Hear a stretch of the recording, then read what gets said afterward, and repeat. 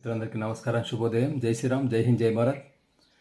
ఈరోజు మన గౌరవ ప్రధానమంత్రి మోడీ గారు ఈ జాతిని ఉద్దేశించి అంటే ఈ మధ్యన ఒక సమావేశం లోపల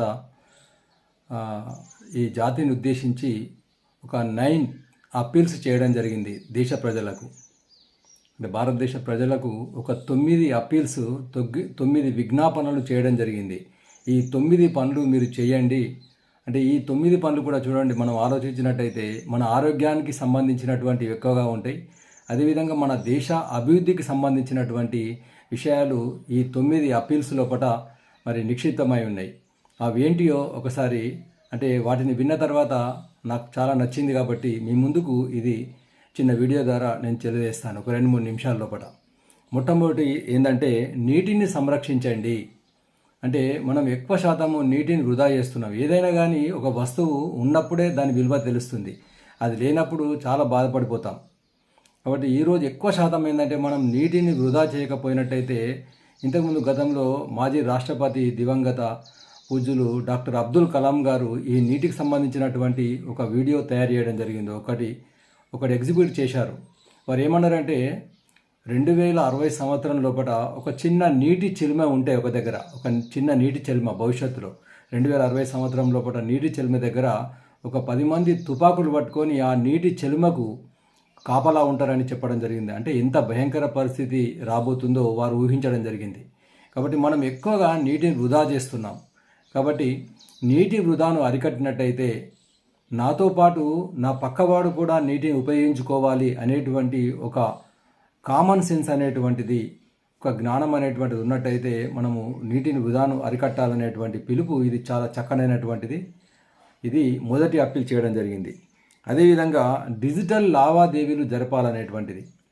అంటే ఇంతకుముందు ఒక 10 సంవత్సరాల క్రితము నేను మొట్టమొదటిసారి చూశాను ఇక్కడ మా నిజామాబాద్లో డిజిటల్ లావాదేవీలపైన కేంద్ర మంత్రి గారు వచ్చి, మా జిల్లా కలెక్టర్ యోగితా రాణా గారు అప్పుడు మాకు ఒక ఎగ్జిబిషన్ ఒక కార్యక్రమం ఏర్పాటు చేయడం జరిగింది. అందులో లావాదేవీలు అంటే ఒక 50 రూపాయలు పంపినా కానీ అప్పుడు మాకు భయం పట్టేది, 50 రూపాయలు పోతాయో పోవో, ఏమవుతుందో మా అకౌంట్ నుంచి. ఇట్లా అంటే నగదు లావాదేవీల బదులు ఈ డిజిటల్ లావాదేవీలు అనేటువంటివి అది కొత్తగా ప్రవేశపెట్టారు. అప్పుడు అన్నారు ఈ డిజిటల్ లావాదేవీలు అవుతాయా అనేటువంటిది. కానీ ఇప్పుడు 99% దేశ ప్రజలు చివరికి మార్కెట్లో ఒక చిన్న బుట్టి దుకాణం, కూరగాయలు, చాయ్ కోకా కానీ, ఈ చిన్న పాన్ కోకా కానీ వాళ్ళు కూడా ఈ డిజిటల్ లావాదేవీలు అనేటువంటివి గూగుల్ పేలు, ఫోన్పేలు, పేటీఎం పేలు ఇవన్నీ జరుగుతున్నాయి. కాబట్టి డిజిటల్ లావాదేవీలు జరిపినట్టయితే ఇది మనకు నగదు రహిత లావాదేవీలు ఎంతో దేశ ప్రయోజనాలకు మంచిదని వారు 2వ పిలుపు ఇవ్వడం జరిగింది. అదేవిధంగా స్వచ్ఛ భారత్ గురించి, స్వచ్ఛ భారత్ నిర్మించండి, స్వచ్ఛ గృహము, తద్వారా స్వచ్ఛ గ్రామము, తర్వాత స్వచ్ఛ మండలము, స్వచ్ఛ జిల్లా, స్వచ్ఛ రాష్ట్రము, స్వచ్ఛ దేశము, స్వచ్ఛ భారత్ అనేటువంటిది నిర్మించండి. స్వచ్ఛత ఎక్కడ ఉంటుందో అక్కడ ఆరోగ్యం ఉంటుంది అనేటువంటిది అనేక పరిశోధనలు, అనేక సర్వేలు చెప్తున్నాయి. కాబట్టి స్వచ్ఛ భారత్ నిర్మించండి అనేటువంటిది, ఎక్కడ స్వచ్ఛత ఉంటుందో అక్కడ లక్ష్మీదేవి ఉంటుందని కూడా మనకు నానుడు. కాబట్టి మీరు స్వచ్ఛ భారత్ నిర్మించండి అని ఒక 3వ పిలుపు ఇవ్వడం జరిగింది. తర్వాత 4వది స్థానిక వస్తువులను ఉత్పత్తి చేయాలి, లోకల్ ఇండియా అనేటువంటి పిలుపు ఇవ్వడం జరిగింది. స్థానిక ఉత్పత్తులు తయారు చేయాలి. కుటీర పరిశ్రమలను, మన గ్రామీణ వృత్తుల వాళ్ళను, గ్రామీణ కళాకారుల వాళ్ళను ప్రోత్సహించాలి. అంటే స్థానికంగా ఇక్కడ ఉత్పత్తి అయినటువంటి వస్తువులే అందరూ కూడా వాడాలి, విదేశీ వస్తువులు వాడకూడదు. దీనివల్ల మన దేశం అభివృద్ధి చెందుతుంది. చైనా వాడి వస్తువులు, వేరే దేశ వస్తువుల వల్ల మన ఆర్థిక వ్యవస్థ దెబ్బతింటుంది అనేటువంటి ఇక్కడ అంతరార్థం అనేటువంటి అర్థం చేసుకోవాలి. కాబట్టి మన చుట్టూ ఉన్నటువంటి మన గ్రామాల్లో ఉన్నటువంటి గ్రామీణ వృత్తుల వాళ్ళను, మరి స్థానికంగా ఉత్పత్తి చేసేటువంటి వాళ్ళను ప్రోత్సహించాలి. దానివల్ల మన దేశం అభివృద్ధి చెందుతుంది అనేటువంటి పిలుపు ఈ 4వ స్థానిక వస్తువులను ఉత్పత్తి చేయాలనేటువంటి విషయం లోపల వారు చెప్పడం జరిగింది. అదేవిధంగా 5వది మన దేశంలో పర్యటించండి. ఇప్పుడు ఈ మధ్యన ఒక సంఘటన జరిగింది. ఏంటంటే మాల్దీవుల అధ్యక్షుడు మన దేశ ప్రధానమంత్రిని విమర్శించడం జరిగింది. అంటే వారు లక్షద్వీపులో వెళ్ళినప్పుడు, అండమాన్ నికోబార్ల దీవులకు వెళ్ళినప్పుడు అక్కడ మొత్తం దేశవ్యాప్తంగా, ప్రపంచవ్యాప్తంగా కూడా ఒక వైరల్ అయిపోయింది ఆ వీడియో కూడా. అంటే వారు ఏం చెప్పారంటే దానివల్ల మన దేశం యొక్క అంటే ముందు విదేశాలను కాదు, విదేశాలు తిరిగితే విదేశాలకు పర్యటన రంగం అభివృద్ధి చెందుతుంది, విదేశాలు ఆర్థికంగా లాభపడతాయి. కానీ మన దేశంలో మనము తిరగాలి.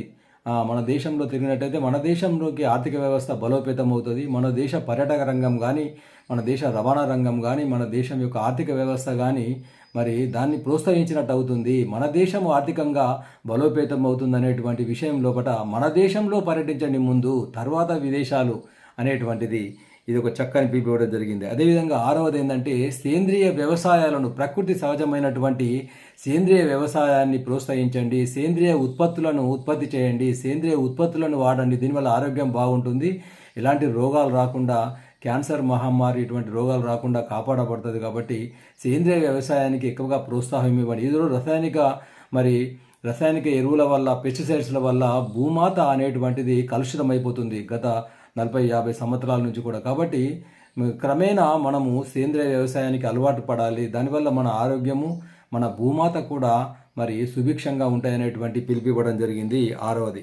తర్వాత 7వది ఏంటంటే చిరుధాన్యాలను ప్రోత్సహించండి. మనం ఇప్పుడు ఎక్కువ శాతం వరి పంట, గోధుమ పంట ఎక్కువ తీసుకుంటాం. కానీ చిరుధాన్యాలు అనేటువంటివి ఈ సామెలు కానీ, అరికెలు కానీ, ఊదలు కానీ, కొర్రలు కానీ, ఎండు కొర్రలు కానీ ఇలాంటి చిరుధాన్యాలు అనేటువంటివి ఎక్కువగా వీటిలో పీచు పదార్థం ఎక్కువగా ఉంటుంది, పోషక విలువలు ఎక్కువగా ఉంటాయి. అంటే వాటిని డైరెక్ట్ మనం తినవచ్చు. కాబట్టి వేరే ఇప్పుడు వరి అనుకోండి, వరిని పిండి పట్టించాలి, తోడు వెళ్ళిపోతుంది, మొత్తం పోషక పదార్థాలు వెళ్ళిపోతాయి. కాబట్టి చిరుధాన్యాలు అనేటువంటివి చాలా మన ఆరోగ్యానికి మంచి అయినటువంటిది విషయంలో కూడా చిరుధాన్యాలను ఉత్పత్తి చేసేటువంటి దిశగా రైతాంగం ముందుకు వెళ్ళాలని చెప్పడం జరిగింది. అదేవిధంగా 8వది ఏంటంటే నిత్యం ఫిట్నెస్తో ఉండండి. ప్రతి దేనికైనా మన ఫిట్నెస్ ఉండాలి. ఎందుకంటే మనం ఫిట్నెస్ లేకపోతే, బాడీ మన పనులకు సహకరించకపోతే అది కూడా అంటే దేశ ప్రజలు ఆరోగ్యంగా లేకపోతే కూడా చాలా ప్రమాదం అనేటువంటి విషయం లోపల ప్రధానమంత్రి మోడీ గారు నిత్యం ప్రతిరోజు కూడా యోగా చేయండి, ధ్యానం చేయండి, రన్నింగ్ చేయండి, వ్యాయామం చేయండి. ఏదో ఒకటి శరీరానికి శ్రమతోట నిత్యము కూడా ఫిట్నెస్ ఉన్నట్టయితే మనం ఉద్యోగము, వ్యాపారము, కూలి ఏ రంగంలో ఉన్నా కానీ మన దేశము ఆరోగ్యవంతంగా ఉంటుందనేటువంటి పిలుపు ఇవ్వడం జరిగింది. తర్వాత 9వది ఇది ఒకటి. 8 తర్వాత 9వది అత్యంత ముఖ్యమైనటువంటిది. జీవితంలో ప్రతి మనిషి కూడా జీవితంలో కనీసము మొత్తం జీవితంలో ఒక పేద కుటుంబానికి ఆసరాగా నిలవండి. ఒక పేద కుటుంబానికి మీరు చేదోడు వాదోడుగా ఉండండి. మీరు ఎంత సంపాదించినా కానీ ఒక నిరుపేదకు వాళ్ళకు ఆసరాగా ఉన్నట్టయితే వాళ్ళ జీవితాలు కూడా బాగుపడేటువంటి అవకాశం ఉంటుందని ఈ 9 రకాలటువంటి పిలుపులు ఈ జాతికి ఇవ్వడం జరిగింది. ఆ విధంగా ఈ ఆరోగ్యానికి, దేశానికి సంబంధించినటువంటి విషయం లోపల కూడి ఉన్నటువంటి ఈ 9 అప్పీల్స్ను మనం సాధ్యమైనంత వరకు అమలు చేసేటువంటి, ఆచరించేటువంటి ప్రయత్నం చేద్దాం. తద్వారా మన దేశ అభివృద్ధికి పాటుపడదాం. జై శ్రీరామ్. ఈ వీడియో మీకు నచ్చినట్టయితే 10 మందికి షేర్ చేయండి. ఛానల్ను సబ్స్క్రైబ్ చేయండి. దేశం కోసం, ధర్మం కోసం.